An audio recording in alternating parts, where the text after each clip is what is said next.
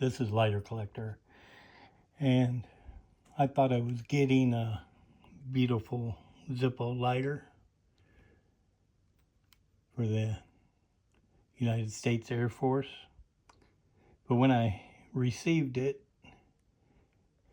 the orange sticker on the back didn't look right, and when I was removing it, and then I got noticing that the case just didn't look right. So that got me looking at the bottom stamp, and you can see this what I thought was a beautiful Zippo is a fake. The case is way too thick. The bottom stamp isn't correct.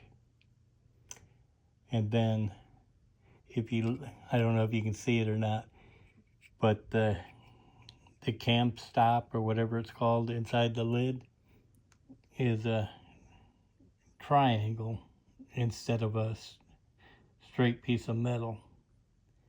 And then you take the